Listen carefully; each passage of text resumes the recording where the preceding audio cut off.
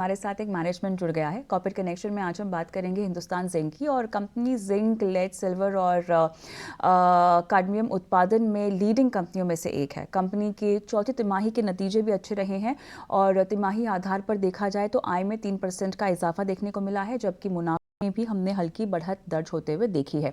अब नतीजों के साथ साथ जिंक की कीमतों में हुए इजाफे के बाद इसके प्रोडक्शन आउटलुक पर बात करेंगे। साथ ही डीमर्जर को लेकर सरकार के विनिवेश पर भी अपडेट लेंगे। हमारे साथ चर्चा के लिए जुड़ गए हैं हिंदुस्तान जिंक के सीईओ अरुण मिश्रा।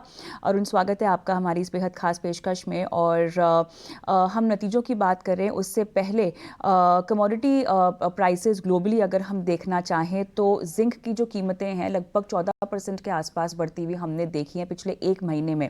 क्या आप ये कहेंगे कि कमोडिटी अप साइकिल की बस ये शुरुआत हो रही है, या आपको लग रहा है कि ये बस टेम्पररी मूव है जो हम देख रहे हैं और बहुत लंबा सस्टेन नहीं करेगा?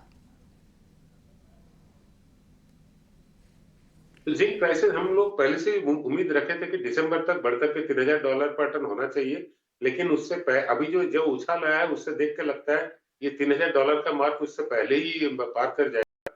मुझे लगता है कि कभी लगभग अगस्त सितंबर तक ये $3000 पर टन का मार्क को पार कर लेना चाहिए।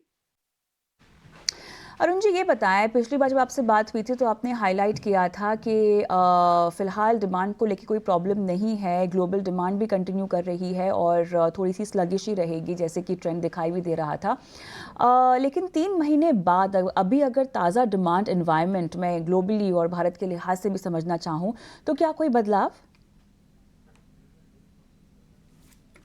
अभी वर्ल्ड ओवर एक पॉजिटिविटी आया है मार्केट में। हम लोग जैसे देख रहे हैं कि डिमांड काफी बढ़ रहा है। चाइना में टर्न अराउंड लगभग है।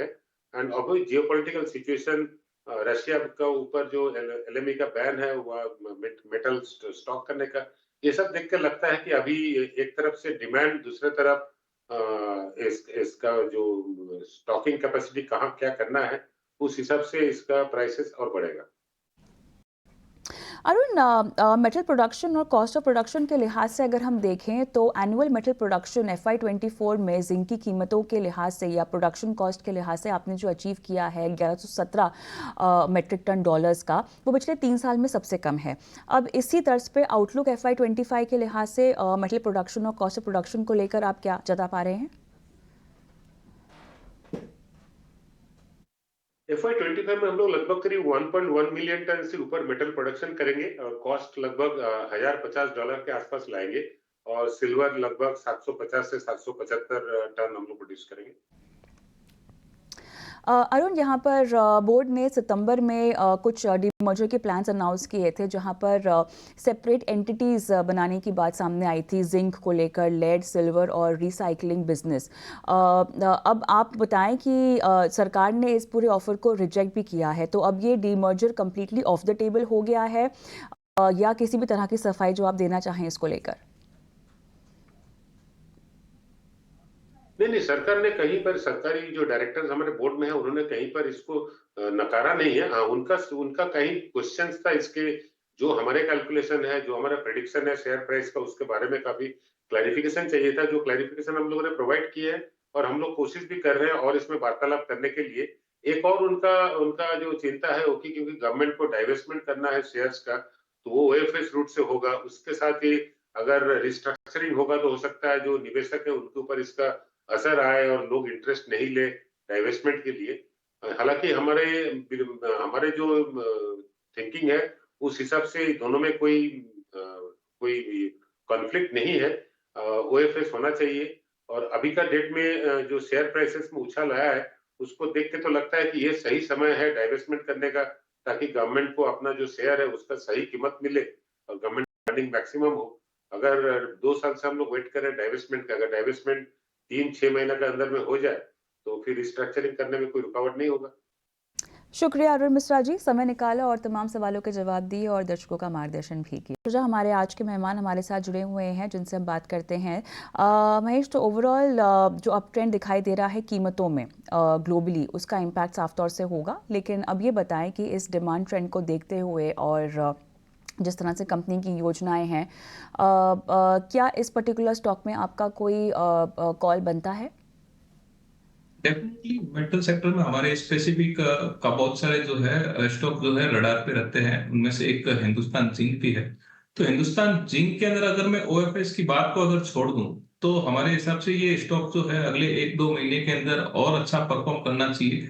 380 का जो एक इम्पोर्टेंट लेवल, 380 385 का जो एक इम्पोर्टेंट लेवल है, अगर वो ब्रेक नहीं करता है, हो सकता है कि छोटा मोटा प्रॉफिट बुकिंग आ जाए। बट ये जो अभी के जो साइकिल है मेटल के, वो हमारे को लगता है कि कहीं ना कहीं पे मार्केट में, ग्लोबल मार्केट में थोड़ा सस्टेन करना चाहिए। एक कंसोलिडेशन भी हो सकता है, बट नीचे ज्यादा आने के चांसेस जो है वो इतने नहीं लग रहे। तो उस हिसाब से हमारा व्यू हिंदुस्तान जिंक के अंदर 460 से 475 का व्यू बैठ रहा है। वो है 3 महीने के हिसाब से। बट यस, अगर ओएफएस वगैरह आता है तो एक थोड़ा सा कौन से लेवल पे गवर्नमेंट इश्यू करती है, जैसा कि अरुण जी ने डिस्कस किया, अगर वो आता है तो वो भी यही लेवल के करीब करीब आएगा। और वो अगर आता है तो उसको मार्केट ऑब्जर्व कर लेगा, और मेटल्स के प्राइस जो है कहीं ना कहीं पे सस्टेन करेंगे। इनका मार्जिन जो है इम्प्रूव हो सकता है यहाँ से, जिसके हिसाब से मेटल के प्राइस अप है। तो कहीं ना कहीं पे अगले रिजल्ट जो है वो अच्छे एक्सपेक्टेड है। और ये जो काउंटर है फंडामेंटली काफी बढ़िया काउंटर है। इसको इतना उछाल बाकी सारे काउंटर में देखा, बट इसमें अभी रिसेंट अपन ने मूव देखा है, तो यहाँ से भी एक अपसाइड का मोमेंटम हमारे हिसाब से इसमें बनता है। 380 का एक स्टॉप लॉस रखेंगे इसके अंदर, और 460 से 475 के टारगेट जो है 3 मंथ के हिसाब से रखेंगे। ओएफएस वगैरह आता है तो एक कंडीशनल हो जाता है, तो वहां एक अपन कंडीशनल देख सकते हैं। बाकी ओवरऑल व्यू हमारा इसमें अभी भी पॉजिटिव बना हुआ है। महेश जी के मुताबिक आप यहाँ पे 380 का स्टॉप लॉस लगा सकते हैं। 460 475 3 महीने के टारगेट्स हिंदुस्तान जिंक में। इसी के साथ महेश जी धन्यवाद, समय निकाला और दर्शकों का मार्गदर्शन किया, तमाम स्टॉक स्पेसिफिक सवालों के जवाब